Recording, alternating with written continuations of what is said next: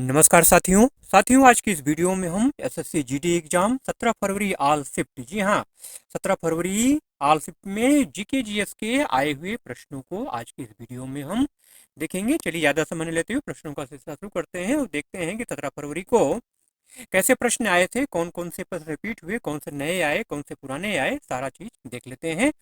बात करते हैं पहले पंचवर्षीय योजना से। पंचवर्षीय योजना के ऊपर क्वेश्चन लगातार बन रहा है। पहली बार किस पंचवर्षीय योजना में गरीबी उन्मूलन पर जोर दिया गया था? रिपीटेड क्वेश्चन है।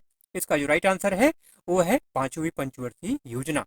पांचवी जो पंचवर्षीय योजना थी वो 1974 से लेकर 1978 तक थी। ठीक है, इसी में गरीबी उन्मूलन मतलब पॉवर्टी एलिवेशन पर जोर दिया गया था। ठीक है, गरीबी हटाओ का नारा भी इसी योजना के दौरान दिया गया था। ठीक है, इंदिरा गांधी की सरकार थी, उन्होंने गरीबी हटाओ का नारा दिया था। ठीक है, बाद में इसी को पंचवर्षीय योजना में भी शामिल किया गया, इस सिद्धांत को। ठीक है, इस योजना में न्यूनतम जरूरतों को पूरा करने के लिए न्यूनतम आवश्यकता कार्यक्रम एमएनपी शुरू किया गया। ये भी क्वेश्चन पूछा गया था आपसे। इस योजना में काम के बदले अनाज कार्यक्रम भी शुरू किया गया। इस योजना में भारतीय राष्ट्रीय राजमार्ग प्रणाली की शुरुआत की गई। इस योजना में विद्युत आपूर्ति अधिनियम में संशोधन किया गया। तो कुछ महत्वपूर्ण बातें थी, कुछ की पॉइंट थे जो आपको हमने बता दिए। अगला क्वेश्चन है कि 2024 में दिल्ली का मुख्यमंत्री कौन बना? ये भी रिपीटेड क्वेश्चन है, आ चुका था। आतिशी मरलेना इसका राइट आंसर है। आम आदमी पार्टी की क्या है? नेता हैं। ठीक है, देखा जाए तो कैबिनेट मंत्री थी। ठीक है, आम आदमी पार्टी की नेता, दिल्ली की कैबिनेट मंत्री आतिशी को जो है अरविंद केजरीवाल की जगह दिल्ली का नया मुख्यमंत्री चुना गया था। ठीक है, अगला प्रश्न है कि 2011 की जनगणना के अनुसार भारत का साक्षरता दर कितना है? इसका जो राइट आंसर है वो है 74.84%। ठीक है, 74.04%। ठीक है, साल 2011 की जनगणना के मुताबिक भारत की साक्षरता दर 74.04% थी। पुरुषों की अगर बात की जाए तो 82.14% थी, महिलाओं की 65.46% थी। ठीक है, अच्छा, 2011 की जनगणना के बारे में अगर बात की जाए, की पॉइंट की अगर बात करें तो ये भारत की 15वीं जनगणना थी। इसका जो आदर्श वाक्य था वो था हमारी जनगणना हमारा भविष्य। ये जो की पॉइंट आपको बता रहे हैं ना, इसके आधार पे क्वेश्चन बन चुके हैं। पिछले एग्जाम जो हो चुके हैं उन एग्जामों में क्वेश्चन बन चुके हैं, इसलिए इन पे क्वेश्चन बनने का 100% चांस होता है। इसलिए भाई इसको बहुत ध्यान से देखिएगा। साल 2011 की जनगणना में शहरी इलाकों में साक्षरता दर 84.14% था, ग्रामीण में जो है 67.8% था। ठीक है, 2011 में मिजोरम के शेरछिप जिले में सबसे ज्यादा साक्षरता दर थी। ध्यान रखिएगा, सबसे ज्यादा साक्षरता दर वाला जिला अगर पूछा जाए तो शेरछिप जिला मिजोरम, यहाँ का था 98.23% है। साक्षरता दर का मतलब क्या होता है, बार बार ये भी पूछा जाता है। किसी क्षेत्र में 7 साल या उससे ज्यादा उम्र के लोगों का वह प्रतिशत जो किसी भी भाषा को पढ़ लिख सकता हो उसे साक्षर कहा जाता है। अगला प्रश्न है कि असम का फसल कटाई उत्सव कौन सा है? ठीक है, देखिए असम में फसल कटाई के 3 उत्सव हैं, बोहाग बिहू, काती बिहू, माघ बिहू। ठीक है, बोहाग बिहू को रोंगाली बिहू भी कहते हैं। यह असम का सबसे बड़ा और लोकप्रिय त्योहार है, यह अप्रैल के मध्य में मनाया जाता है। काती बिहू को कोंगाली बिहू भी कहते हैं, यह अक्टूबर के मध्य में मनाया जाता है। यह घरेलू देवी देवताओं की पूजा के लिए समर्पित है। माघ बिहू को भोगाली बिहू भी कहते हैं, यह जनवरी के मध्य में मनाया जाता है। यह फसल और दावत से जुड़ा हुआ है। ठीक है, अगला प्रश्न है कि सोनल मानसिंह को पद्म विभूषण कब मिला था? 2003 इसका राइट आंसर है, 2003। ठीक है, सोनल मानसिंह पद्म विभूषण पाने वाली पहली भारतीय महिला नृत्यांगना हैं। ठीक है, 1992 में उन्हें पद्म विभूषण से सम्मानित किया गया था। 1987 में उन्हें संगीत नाटक अकादमी पुरस्कार से सम्मानित किया गया था। वह भरतनाट्यम और ओडिसी नृत्य शैली की गुरु हैं। उन्हें भारत के राष्ट्रपति ने राज्यसभा सदस्य बनने के लिए नामित किया था। 1992 में पद्म भूषण और 2003 में पद्म विभूषण पाने वाली सबसे कम उम्र की प्राप्तकर्ता है सोनल मानसिंह। अगला प्रश्न है कि संविधान का 74वां संशोधन किससे संबंधित है? तो 74वां जो संशोधन है इन नगर पालिकाओं से जुड़ा हुआ है।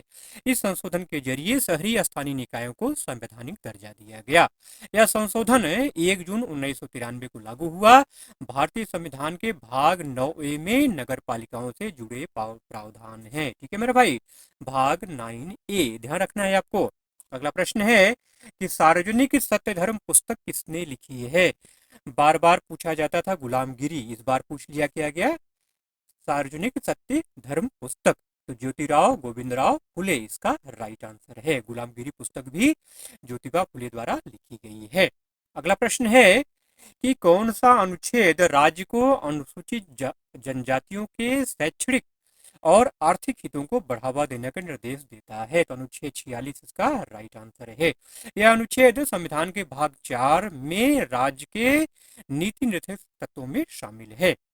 अनुच्छेद 275(1) के तहत जनजाति कार्य मंत्रालय राज्यों को अनुसूचित जनजातियों के कल्याण के लिए केंद्रीय सहायता देता है। ध्यान रखिएगा, पूछा जा सकता है। ठीक है, अगला प्रश्न है 1974-78 के दौरान भारत में कौन सी पंचवर्षीय योजना थी? तो पांचवी पंचवर्षीय योजना, इसके बारे में पर हम लोग बात कर चुके हैं। आइए थोड़ा और डिटेल में जान लेते हैं।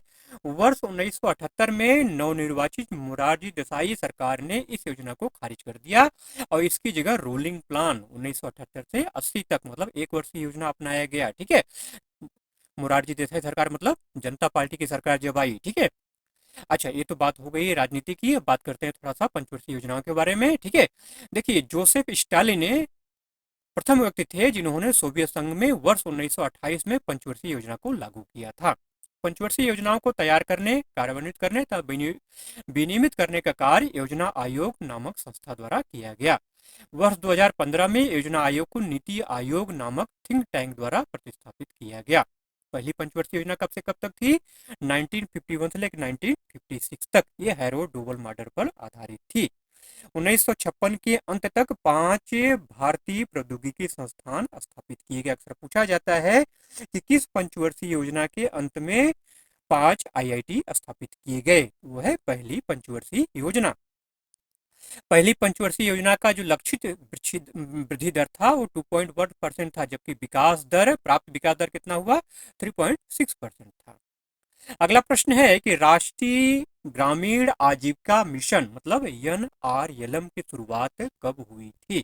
इसका जो राइट आंसर है वो है जून 2011।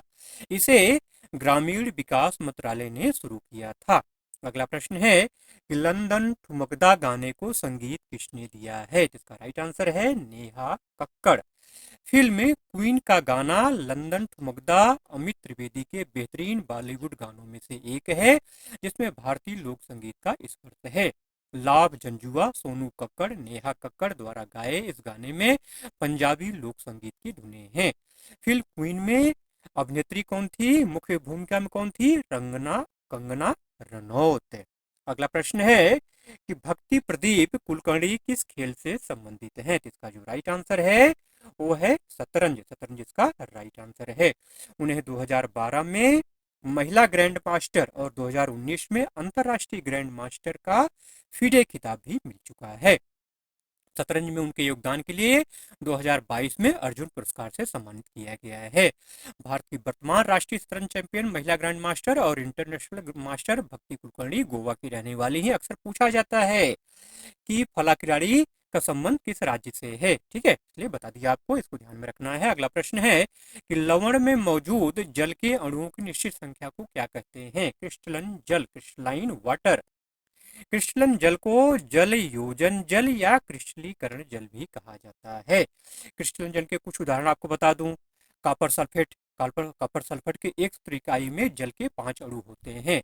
ठीक है, कॉपर सल्फेट का जो सूत्र होता है वो होता है CuSO4 × 5H2O। तो यहाँ पे 5 जल के अणु हैं। ऐसे ही Na2CO3 × 10H2 है, इसमें 10 के जल अणु हैं। एप्सम जिसको मैग्नीशियम सल्फेट हाइड्रेट कहते हैं, जिसका आणविक सूत्र MgSO4 × 7H2O होता है, इसमें 7 हैं। ठीक है, अगला प्रश्न है कि एशियाई खेल 2023 में भारत का ध्वजवाहक कौन था? हरमनप्रीत सिंह और लवलीना बोरगोहेन। ठीक है, बात करें एशियन गेम्स 2023 की इसका आयोजन चीन के हांगझोउ में हुआ था।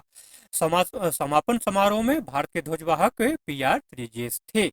हरमनप्रीत सिंह कौन है? भारतीय पुरुष हॉकी टीम के कप्तान थे। लवलीना बोरगोहेन कौन है? प्रसिद्ध भारतीय मुक्केबाज हैं। पीआर त्रिजेश कौन है? हांगझोउ 2023 में स्वर्ण पदक जीतने वाले भारतीय पुरुष हॉकी टीम के गोलकीपर थे। ठीक है। एशियाई खेलों में भारतीय ध्वजवाहक रह चुके कुछ और खिलाड़ियों के नाम आपको बता देता हूँ। बात करते हैं धनराज पिल्ले की, 1998 और 2002 में थे। ज्योति सुनीता कुल्लू 2006 में थी। गगन नारंग 2010 में थे। सरदार सिंह 2014 में थे और नीरज चोपड़ा 2018 में भारतीय ध्वजवाहक थे। ठीक है मेरे भाई। अगला प्रश्न है कि हिंद महासागर से पहले कौन सा सागर अस्तित्व में था?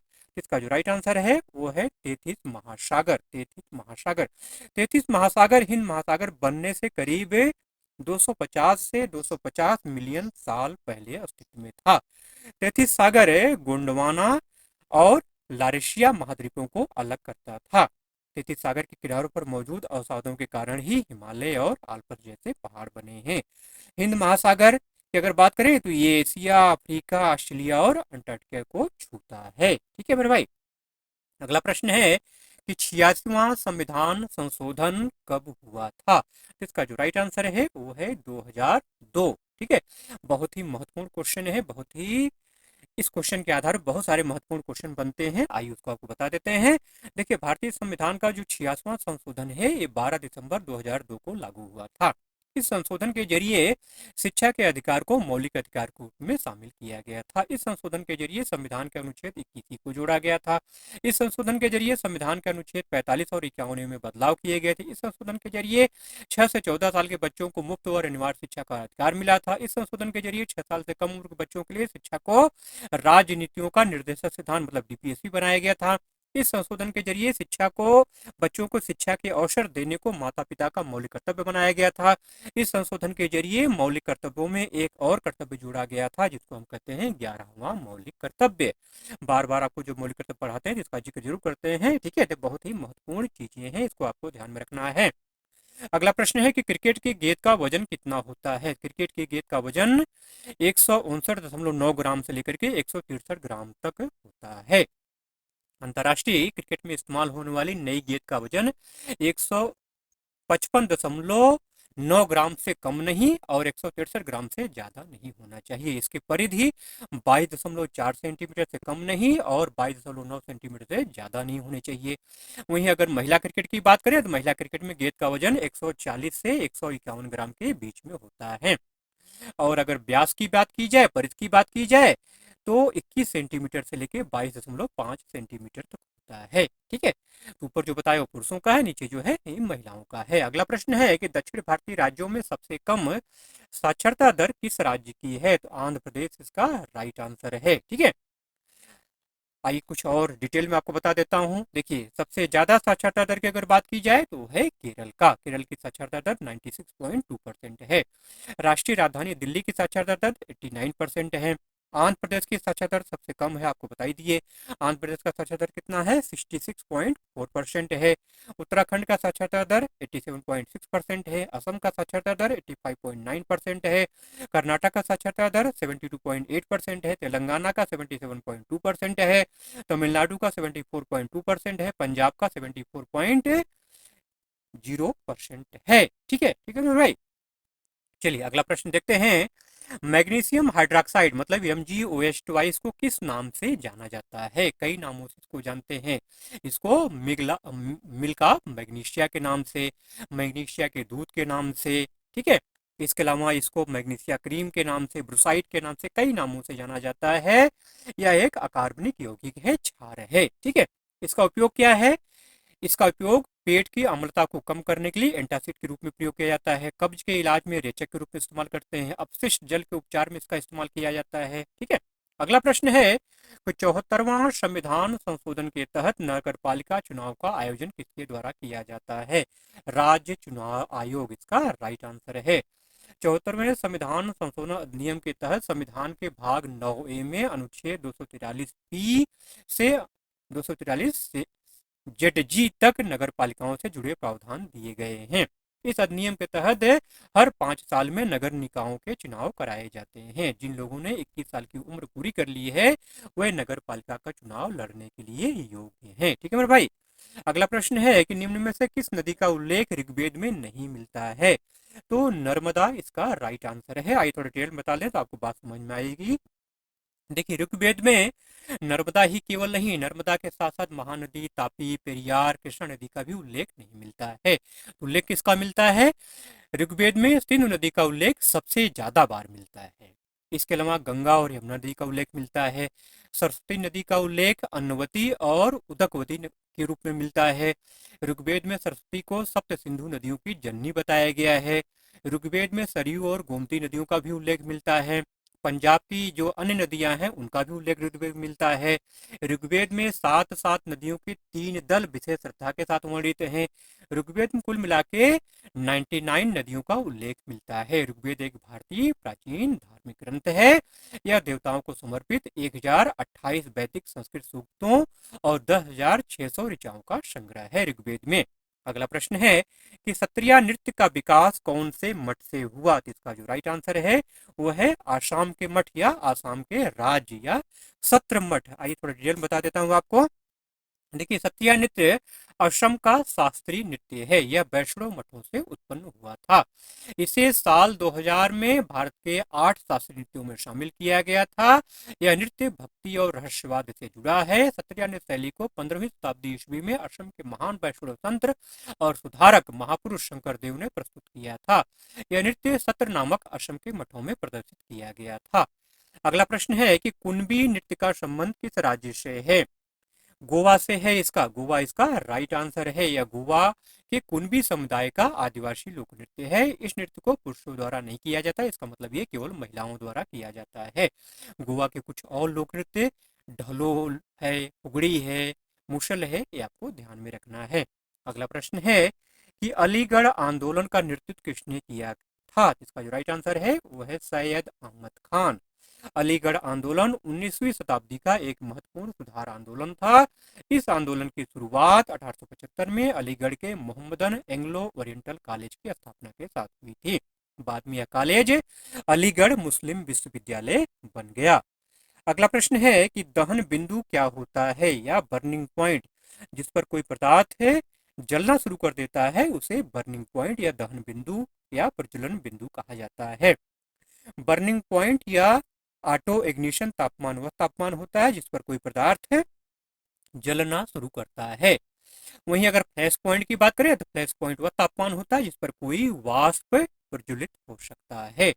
अगला प्रश्न है कि प्रोफेसर प्रशांत चंद्र महालनोबिस कौन थे?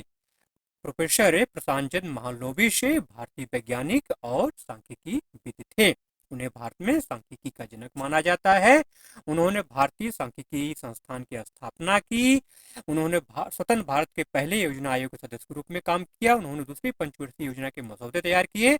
मतलब दूसरी पंचवर्षीय योजना महालनोबिस मॉडल पर आधारित थी।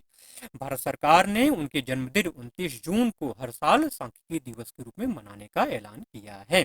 अगला प्रश्न है कि क्रिप्स मिशन भारत कब आया था? 1942 इसका राइट आंसर है। 22 मार्च 1942 को आया था और 11 अप्रैल 1942 तक भारत में रहा।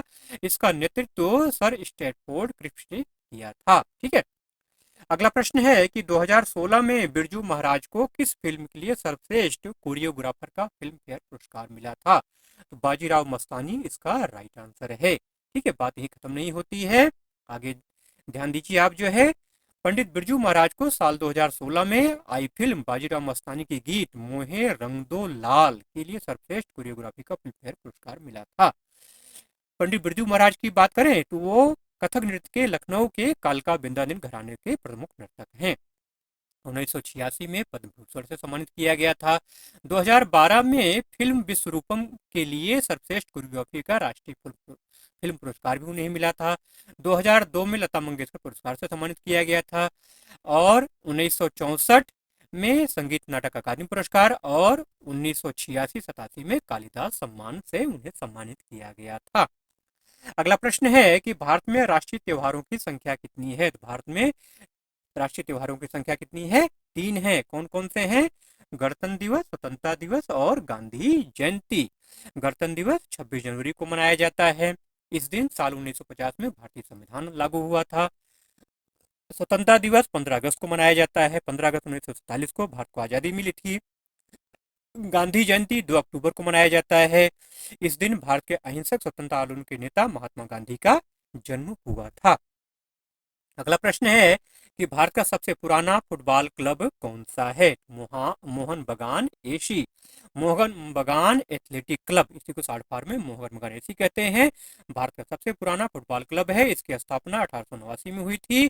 यह कोलकाता पश्चिम बंगाल में स्थित है। ये एशिया के सबसे पुराने फुटबॉल क्लबों में से एक है। अगला प्रश्न है कि डीपीएसपी का संबंध किस अनुच्छेद से है? डीपीएसपी का संबंध अनुच्छेद 36 से 51 तक है। यह राज्य के निर्देश सिद्धांत का संबंध भारतीय संविधान के भाग 4 के अनुच्छेद 36 से 51 से है। ठीक है। डीपीएसपी कहाँ से लिया गया है? आयरलैंड के संविधान से लिया गया है। ठीक है। डीपीएसपी मौलिक अधिकारों से अलग होते हैं, इसलिए न्यायालयों द्वारा लागू नहीं किए जा सकते हैं। ठीक है मेरे भाई। अगला प्रश्न है कि पुरुष और महिला साक्षरता दर में सबसे कम अंतर वाला राज्य कौन सा है? तो है केरल। केरल इसका राइट आंसर है। केरल में पुरुषों की साक्षरता दर 96.1% है और महिलाओं की 92.1% है, जो कि भारत में सबसे कम अंतर वाला राज्य है। अगला प्रश्न है कि कौन सा अनुच्छेद राष्ट्रपति या उपराष्ट्रपति के चुनाव के संबंध में सभी संदेहों या विवादों का समाधान करता है? अनुच्छेद 71 क्या समाधान करता है?